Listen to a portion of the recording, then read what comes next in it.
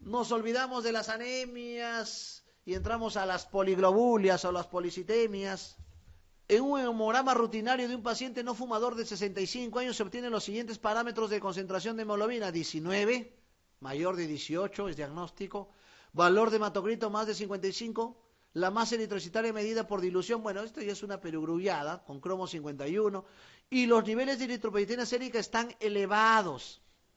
Esto no es una policitemia vera, o primaria, o enfermedad de Vázquez, o síndrome mieloproliferativo. Esta es una policitemia secundaria. La saturación arterial de oxígeno es del 95%. Doctor, usted me dijo que le da policitemia secundaria por hipoxia crónica. O el paciente que vive en Junín, en Puno, en Cerro de Pasco, Cusco, hacen policitemia fisiológica, pero cursan con saturaciones disminuidas, menores del 92%. Entonces no es EPOC, no es vera. ¿Será una espuria? La policitemia espuria es la policitemia facticia, Heisenberg, producida por estrés. Pero no solamente por estrés se produce Heisenberg, por si acaso. Le doy otro guacho más. Aquel paciente hipertenso que usa antihipertensivos y diuréticos de ASA también pueden hacer policitemia Heisenberg.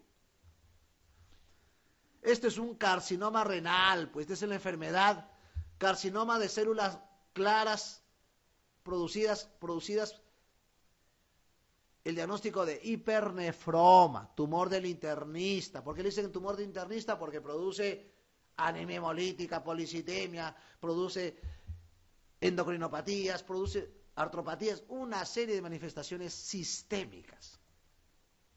Hipernefroma, carcinoma renal.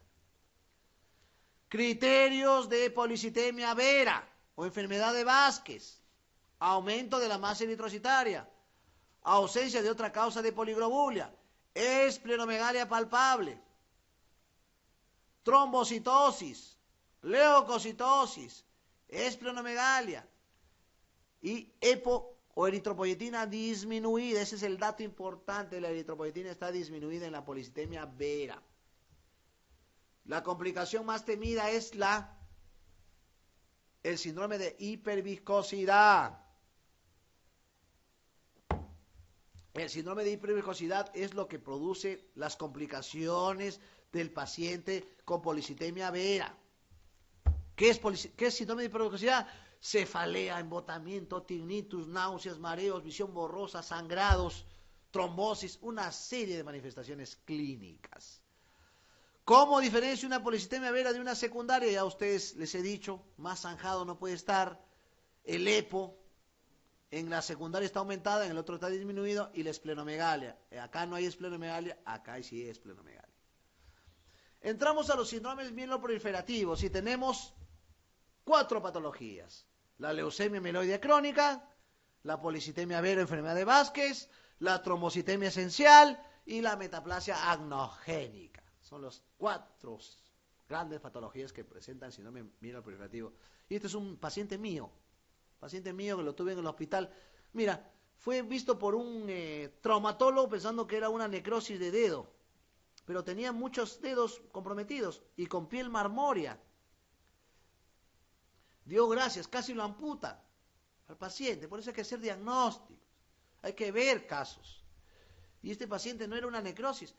Esto es lo que le llaman un Raynaud, pero de pies, ¿no?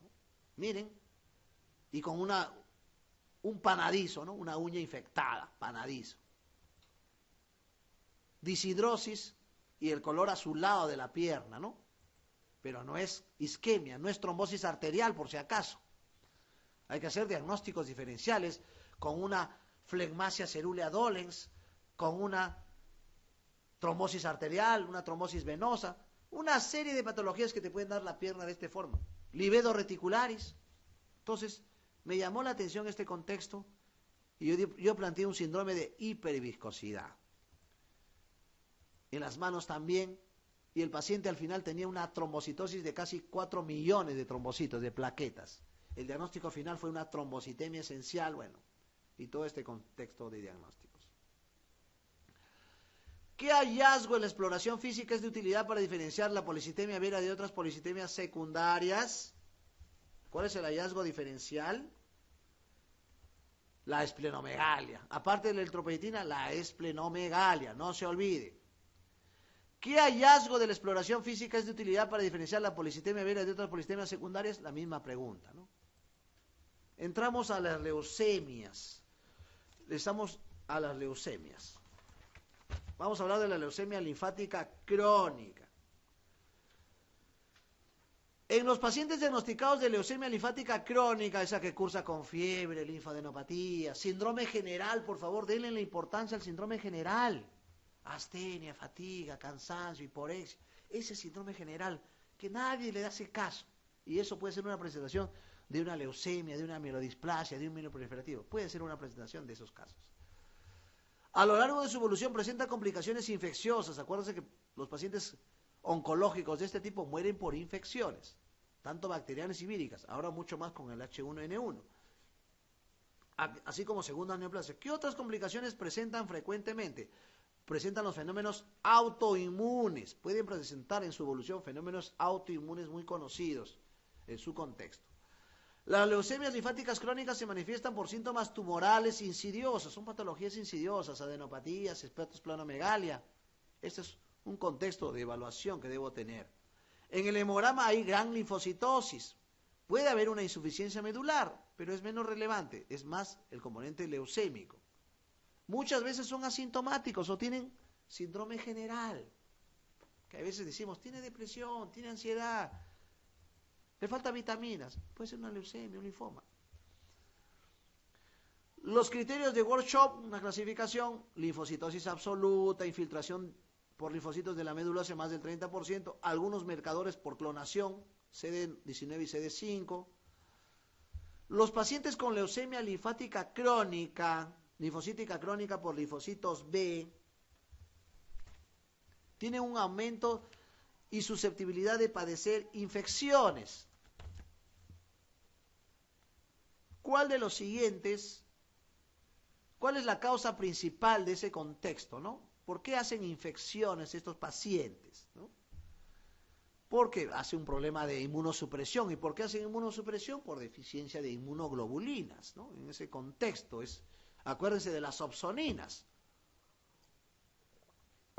Pero no solamente sucede en la leucemia linfática crónica, en las colagenopatías, en la diabetes, también hacen este fenómeno de las el síndrome nefrótico.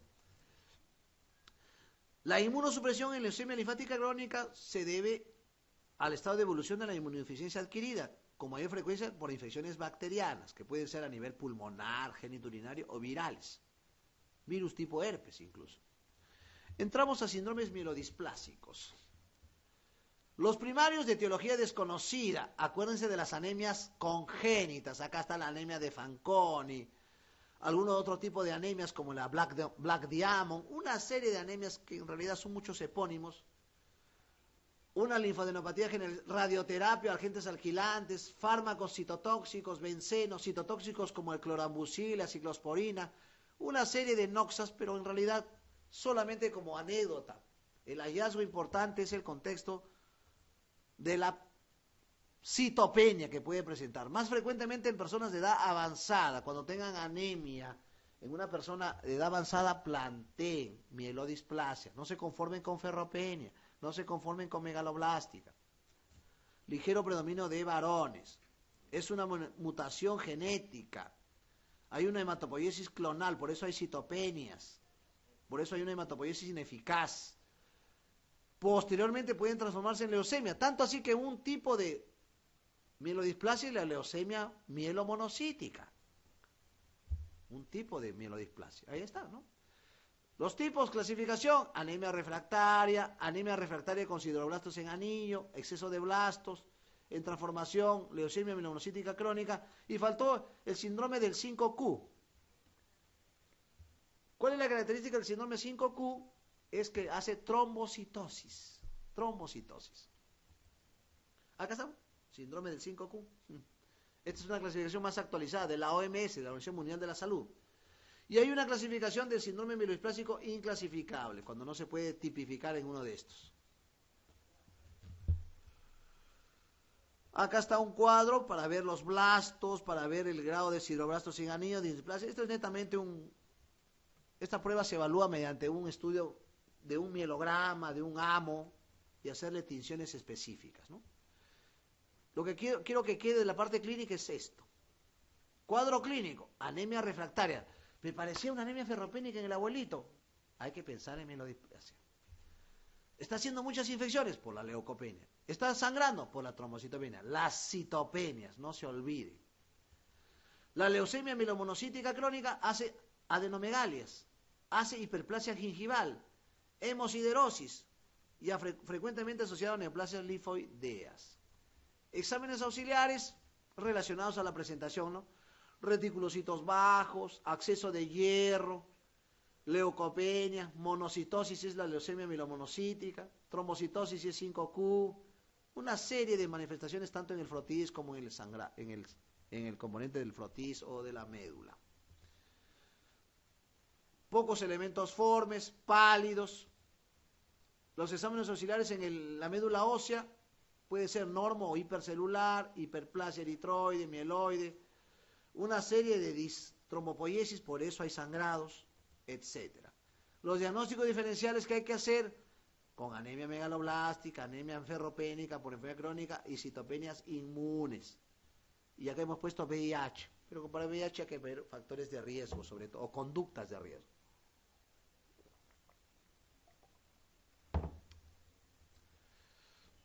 Acuérdense que el paciente con VIH, eso me supongo lo van a hacer muy prolijamente en infectología, hace anemia por la propia enfermedad y por el propio targa. Los inhibidores de transcriptasa reversa, los de proteasas, son muy mielotóxicos, consumen mucha hemoglobina. Por eso cuando tengan una anemia en un paciente con HIV, pregunten si recibe o no antirretrovirales.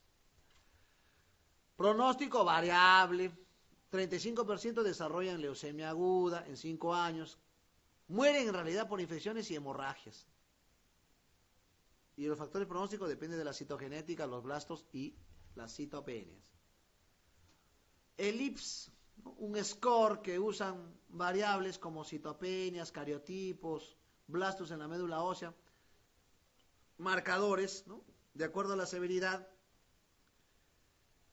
y de acuerdo al puntaje, ¿no? Si tiene 0 IPS, bajo, y miren, más alto, de acuerdo al score, ¿no? Si hay mayor infiltración, mayor citopenia, etcétera, ¿no?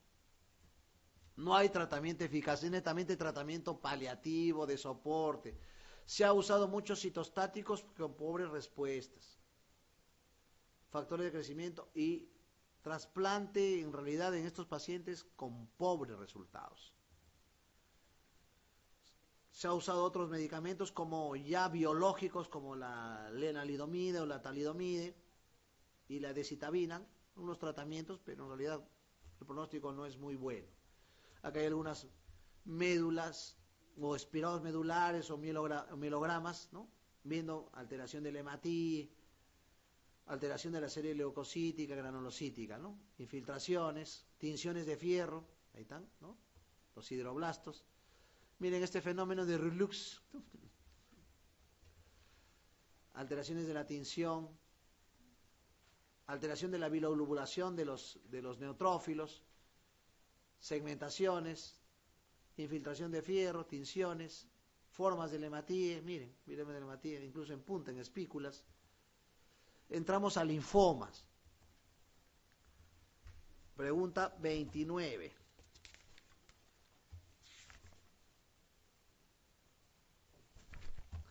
¿Cuál de las siguientes afirmaciones sobre la enfermedad Hodgkin es cierta? Es cierta. El prurito forma parte de los síntomas B. En realidad el prurito se presenta tanto en el linfoma Hodgkin y no Hodgkin, ¿no? Pero es un criterio en realidad sintomatológico, no exclusivamente de los síntomas de linfomas B. Un paciente con afectación pulmonar sin ganglios mediastínicos ciliares en estadio 3, o estadio 3 ya hay, tanto supradiafragmáticos como infradiafragmáticos, es una forma de clasificación que lo clasifica Anabor. La forma histológica más frecuente en nuestro medio es la celular mixta, no es la mixta en realidad, es la linfocítica. La médula ósea está infiltrada en el momento del diagnóstico en la mayoría de pacientes, no siempre, ¿no? No siempre está infiltrada totalmente, ¿no? La variabilidad de depleción linfocítica, esta es la de peor pronóstico, ¿no? La depleción linfocítica. Tipos. La enfermedad de Hodgkin con esclerosis nodular, este es el tipo más común de enfermedad de Hodgkin en los países desarrollados. Se presenta principalmente en personas jóvenes, tanto en hombres como en mujeres. Tiende a originarse en los ganglios linfáticos del cuello y tórax. Esa es la característica de los linfomas, los ganglios, las linfoadenopatías.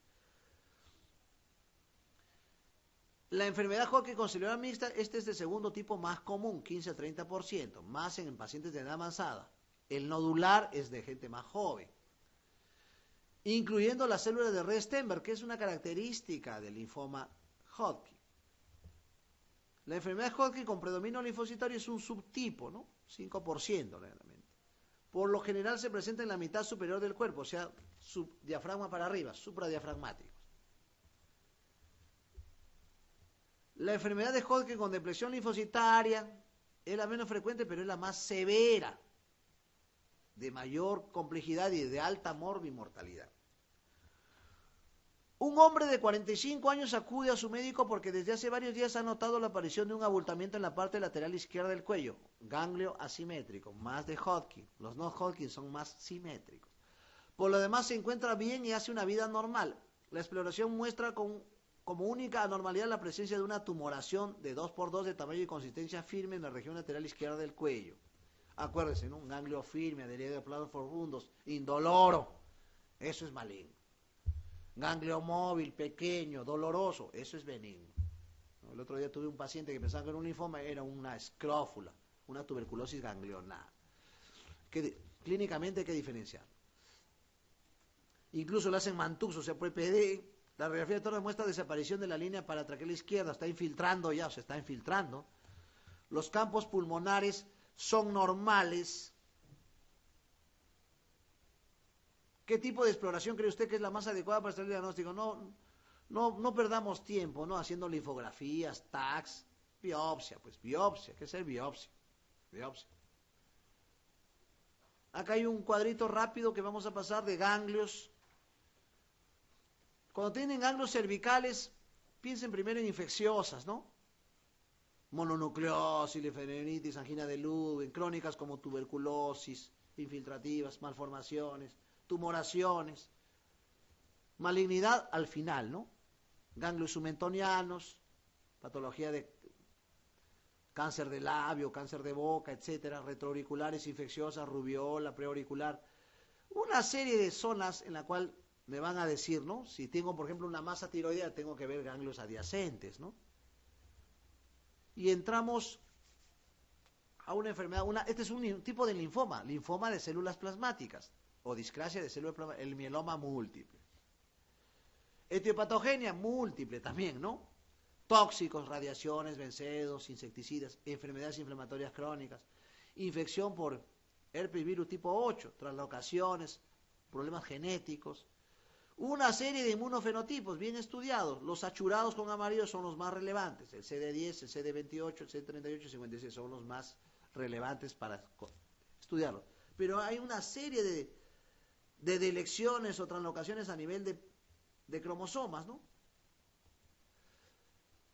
Tiene que ver con cuadro de citoquinas, procesos inflamatorios crónicos, sobre todo en la interleuquina 6 y el RANKL, ¿no? Que provoca la diferenciación y activación de los osteoclastos. Esto es importante, no se olviden estos dos, la interleuquina 6 y el RANKL. El RANKL tiene que ver con los osteoclastos, y los osteoclastos tienen que ver con la osteólisis, y la osteólisis tiene que ver con la hipercalcemia, que es la presentación clínica. No se olviden, un paciente más de 50 años con dolor dorso-lumbar y anemia, dolor óseo normal y anemia, por favor, descarten mieloma múltiple. Luego agregan radiculopatías. No hacen generalmente hepatoesplenomegalia, no hacen. Esto para diferenciar de la macrouremia de Wallenstrom. Radiculopatías sobre todo cuando hay colapso de vértebras por gran osteólisis. Colapso, mielopatía colapsante, sección, pueden hacer hasta paraplegias o paraparesias, incluso radiculopatías. Compresión medular, neuropatías, plasmocitoma intracraneal, encefalopatías, síndrome de hiperviscosidad, no se olvide, por las células plasmáticas. Pacientes que hacen infecciones a repetición, enfermedad renal. La enfermedad renal lo afecta de diferentes formas. Cuerpos mielopatógenos a nivel tubular, tubulopatías. A nivel glomerular, glomerulopatía, síndrome nefrótico. A nivel renal, amiloidosis, dan riñones grandes. Hace nefritis intersticial, hace hipercalcemia, que hace tubulopatía, que hace poliuria. O sea, a nivel renal es su hobby. Afecta, le gusta el riñón. Este es un paciente mío, manejo, una paciente con mieloma múltiple. Rompió el esquema porque era mujer, con hipercalcemia severa. Otro paciente, rompió el esquema, pensamos que era mieloma múltiple, pero al final fue una macroanemia de Wallenstrom, porque tenía hepatoesplenomegalia, incluso acá le he dibujado. Anemia normocítica normocrómica, acuérdense que es una causa de anemia por enfermedad crónica, fenómeno de relux, velocidad de sedimentación elevada, plasmocitosis, hipercalcemia y gamapatía monoclonal. Para ver eso hay que hacer proteinograma electroforético. Ahí está el fenómeno de relux.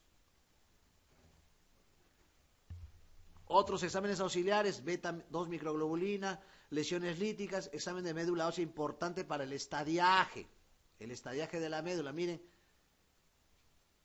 la infiltración. Este es un paciente mío también que vino con dolor de cabeza, transferido de Arequipa a descartar una hemorragia subaracnoidea. Ni rigidez de nuca tenía, ni era hipertenso, imagínense, ¿no? Hay que hacer historia clínica, examinar, pues. Doctor, me duele cuando me toca. Hay osteólisis ahí, pues acuérdense que afecta el díploe, huesos planos. Por eso cuando uno va a examinar a un paciente hematológico, no solamente hay que ver conjuntivas, boca, ganglios, vasos, hígado, piernas. Por favor, examinen la parte ósea. Doctor, me duele cuando me aprieta, me duelen las costillas, mieloma múltiple, leucemias, linfomas. Este paciente le diagnosticamos agarrando la cabecita, ¿no? Le dolía, tenía dorso lumbar, anemia, mieloma múltiple. Le tomamos la placa y miren, huecos, osteólisis, cuerpos mielomatógenos, infiltraciones, más tinciones,